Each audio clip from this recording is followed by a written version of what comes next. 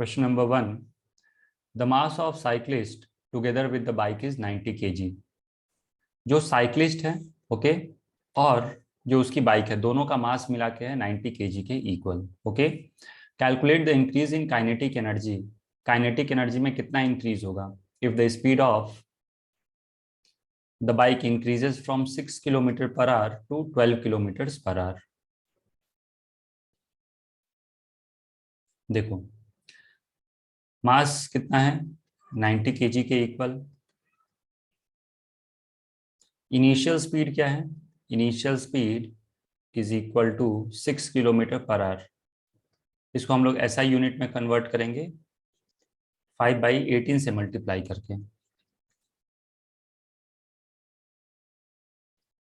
So this is 5/3 metre per second. तो क्या यहाँ से अपने को इनिशियल काइनेटिक एनर्जी मिल जाएगी? Therefore initial kinetic energy is equal to half m v initial का square.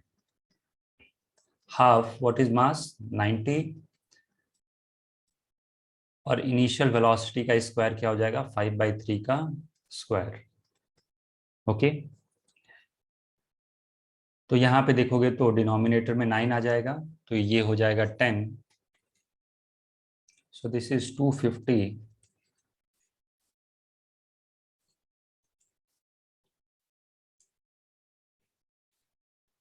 Okay.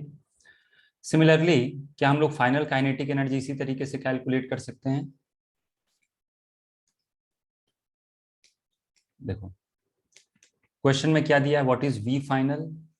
We final is 12 kilometre per hour. Okay,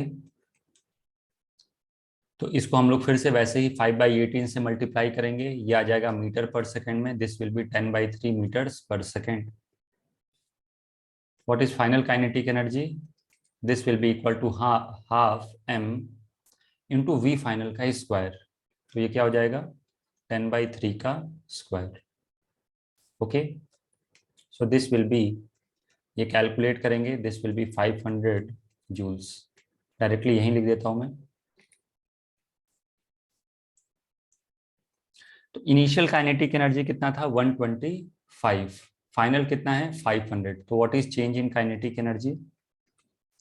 change in kinetic energy is equal to kinetic energy final minus kinetic energy initial.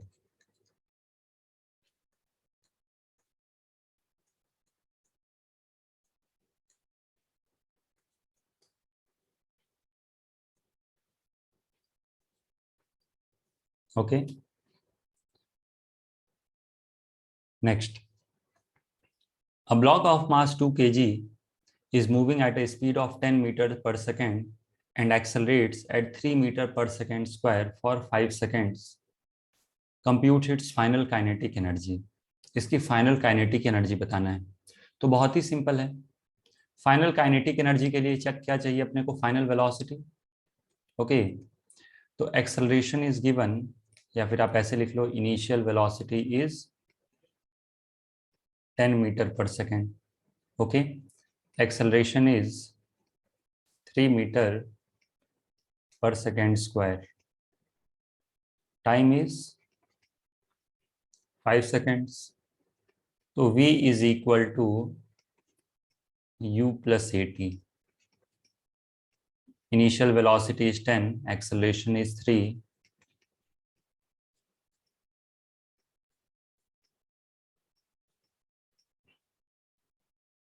समझ में आ गया? तो final kinetic energy क्या हो जाएगा half m v square. Okay, therefore this is the final kinetic energy. ये हो जाएगा हाफ m v स्क्वायर.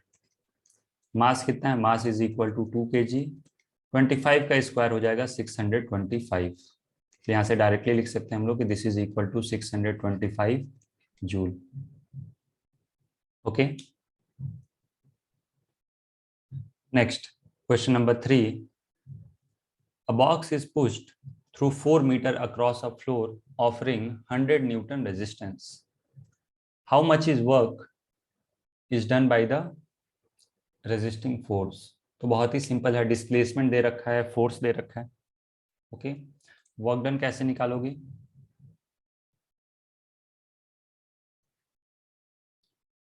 देखो होगा क्या, यहाँ पे डिस्प्लेसमेंट आगे की तरफ हुआ। Okay, this is displacement vector. और जो फोर्स लगेगा, ओके, इस बॉक्स के ऊपर, मैं यहाँ पे बॉक्स ऐसे ड्रॉ कर दूं, suppose this is the box, इस पे फ्रिक्शन किधर लगेगा?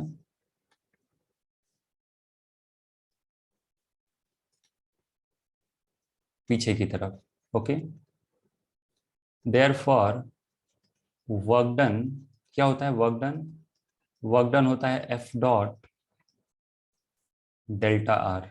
ओके, अच्छा, ये जो फ्लोर का जो रेजिस्टेंस है, इसको मैंने फ्रिक्शन ही अज्यूम कर लिया, ठीक है। तो ये क्या हो जाएगा इसका magnitude? This is F delta R cos theta. F कितना है? Force is 100 Newton, friction force basically कितना है? 100 न्यूटन के इक्वल। डिस्प्लेसमेंट कितना है? 4 मीटर। और ये एंगल कितना है? इन दोनों के बीच का जो एंगल है वो 180 डिग्री है। So what is cos 180 degree? So this is equal to -1, तो यहाँ से आ जाएगा -400 जूल। ओके, तो यहाँ पे how much work is done by the resisting force, resisting force कितना वर्क करेगा? -400 जूल, प्रॉपर तरीके से यदि आप लिखो। ओके, अब यहाँ पे जो आंसर प्रोवाइड किया गया है वहां पे सिर्फ 400 लिखा है, मतलब आंसर रिपोर्ट किया गया है सिर्फ और सिर्फ मैग्नीट्यूड। अब ये टेंशन नहीं लेना है कि एग्जाम में सर 400 भी आ जाए, -400 भी आ जाए तो क्या मार्क करेंगे। वहां पे बोलेगा किसी मैग्नीट्यूड बताओ कितना हुआ, तो 400 मार्क करोगे। सिर्फ वर्क पूछेगा, वर्क कितना हुआ, तो आप बताओगे कि -400। ओके, तो therefore magnitude of work done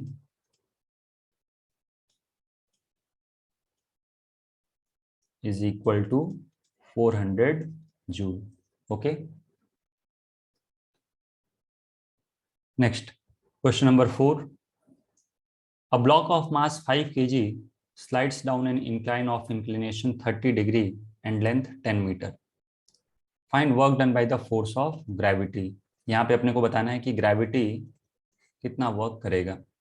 okay, तो मैं यहाँ पे इंक्लाइन प्लेन ड्रॉ करता हूँ, this is the incline plane. Okay,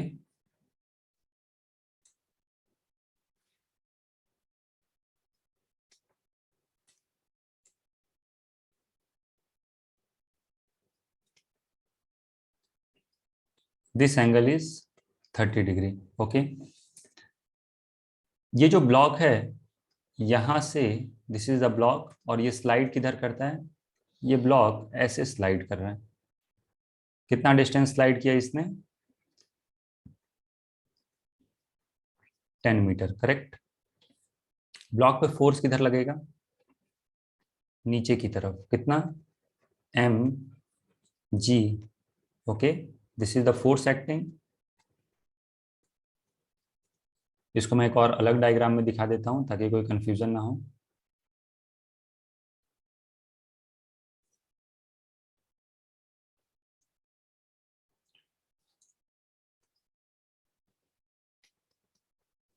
ये हटा देते हैं हम लोग। यहाँ पे एक चीज ऑब्जर्व करो, ये एंगल यदि 30 डिग्री है, if this angle is 30 degree, तो ये एंगल कितना हो जाएगा? This angle will be equal to 60 degree.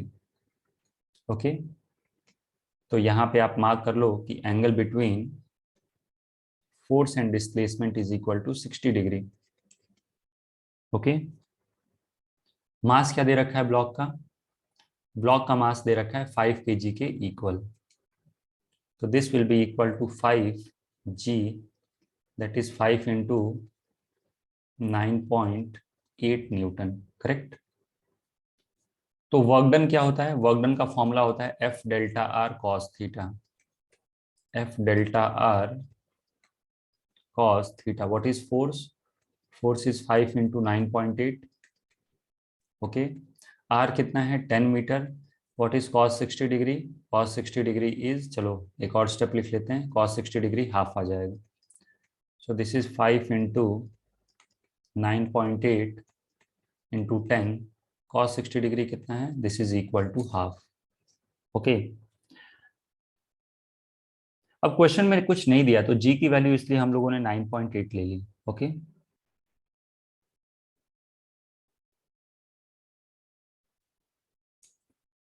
So this is equal to 200, calculate करके आ रही है, this is equal to 245 joules.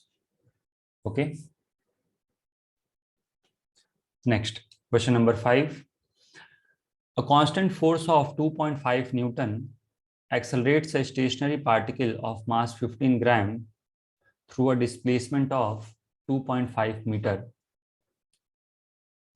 Find work done and average power delivered. कितना एवरेज पावर इसको हम डिलीवर करेंगे।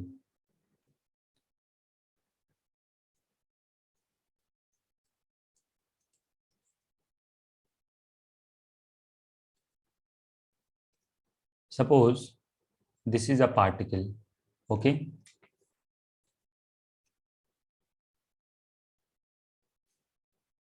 इस पार्टिकल पे एक फोर्स लगाया हम लोगों ने, कितना, 2.5 न्यूटन, करेक्ट। ये जो फोर्स है ये इसको एक्सेलरेट कर रहा है। ओके, कितने डिस्प्लेसमेंट तक इसको एक्सेलरेट कर रहा है, 2.5 मीटर्स तक। तो अब आपके मन में आ सकता है कि सर और भी कोई फोर्स लग सकता है क्या, तो देखो क्वेश्चन में ये 2.5 दिया तो हम अज्यूम करेंगे बाकी सारे फोर्सेस बैलेंस्ड हैं, बस यही रिजल्टेंट फोर्स है या यही एक फोर्स है जिसकी वजह से एक्सेलरेशन होगा। समझ में आ रही है मेरी बात? देयरफॉर एक्सेलरेशन इज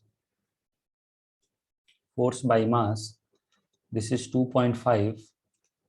एक बार देख लेते हैं मास कितना दिया है प्रॉब्लम के अंदर, दिस इज गिवन 15 ग्राम। 15 ग्राम मतलब 15 इंटू 10⁻³ -3 kg। ओके, तो यहां से एक्सेलरेशन क्या हो जाएगा, फोर्स अपॉन मास क्या हो जाएगा, this will be in metre per second square. Okay, so this is,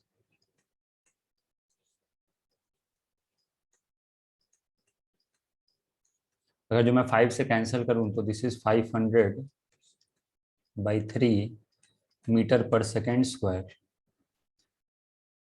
displacement कितना है इसका, 2.5 मीटर। तो एक्चुअली मुझे टाइम भी निकालना पड़ेगा, क्योंकि वर्क डन तो आप बड़े प्यार से निकाल सकते हो, लेकिन एवरेज पावर चाहिए, तो एवरेज पावर के लिए मुझे टाइम भी चाहिए होगा, इसीलिए हम लोग टाइम कैलकुलेट कर लेते हैं।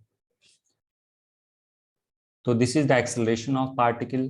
डिस्प्लेसमेंट कितना है, displacement is sorry initial velocity is 0, और इस क्वेश्चन में डिस्प्लेसमेंट दे रखा है कितना, 2.5 मीटर्स। तो हम लोग इक्वेशन यूज करेंगे S is equal to ut plus half a t²। Initial speed is 0, so this will be equal to 2.5 is equal to 0 plus half into 500/3 into t²।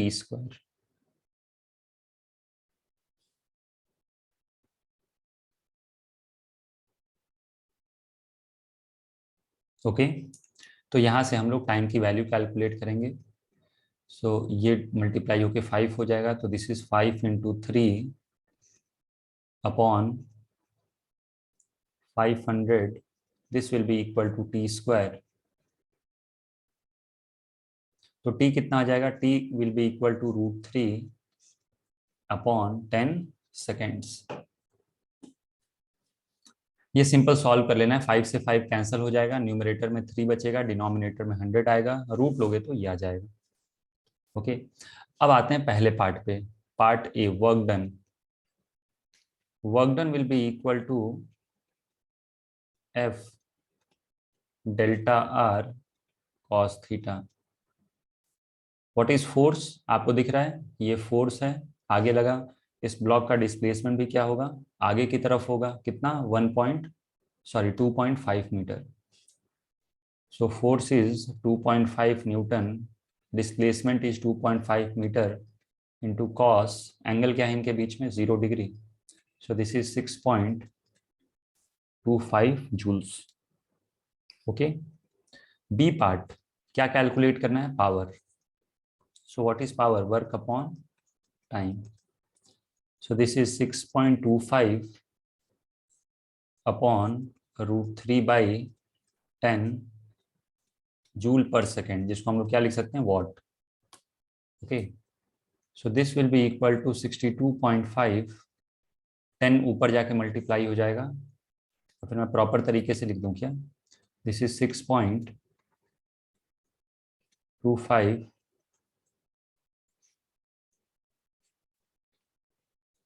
अभी हम लोग कैलकुलेट कर सकते हैं, this will be equal to 62.5, okay, divided by √3, that is 1.732. तो ये आ रहा है 36.085.